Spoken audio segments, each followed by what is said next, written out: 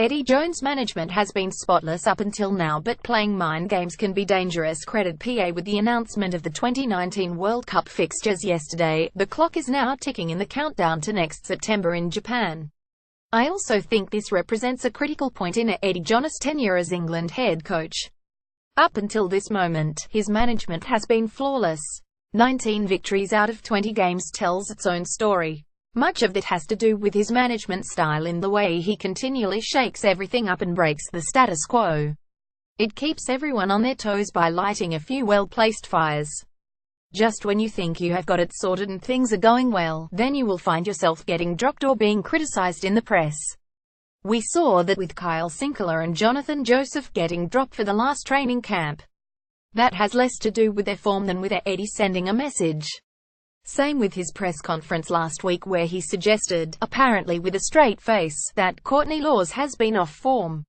The thing is that I am not convinced this style of management can work in the long term. The mind games, the threats, the little barbs are only believable over a short period of time before players cotton on to it and become impervious to it. I wonder at stage you become your own worst enemy with it. At what stage do you need to break your own status quo and impose stability? It is a bit like Jose Mourinho, where he comes in, does a phenomenal job for a couple of seasons, but then he can't make it work in the long run. Jose Mourinho has had mixed results in his career by employing mind games with his players. Credit Gety Images. Players are mentally fragile. Keeping them on their toes is one thing, but you need to foster a degree of trust and support in the long run, otherwise they become nervous wrecks. Likewise, when he is saying how great a player is, that's fine as a short-term pick-up, but if the player doesn't reach world-class levels, then doubt starts to spread. Maintaining the status quo in selection does not mean Jones cannot continue to break the status quo in the way England play.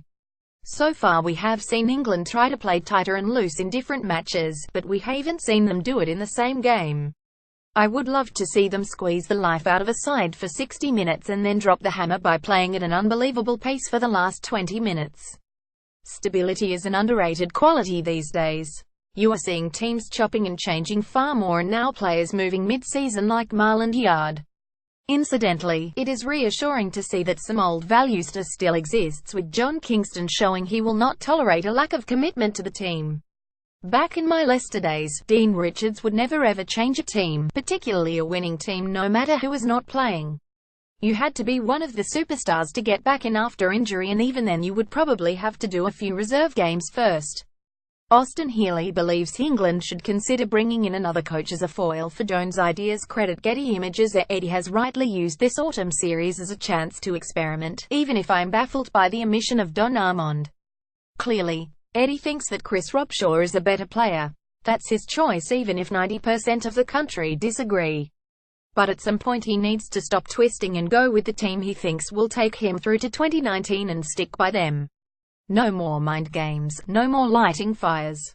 Of course you need to avoid complacency and keep competition for places, but when you look at every World Cup winning side, they have all had a stable 15 coming into the tournament. Maybe this is the time for him to bring in another coach as someone who can be a foil for his ideas, a real pragmatist who mellows the waters slightly.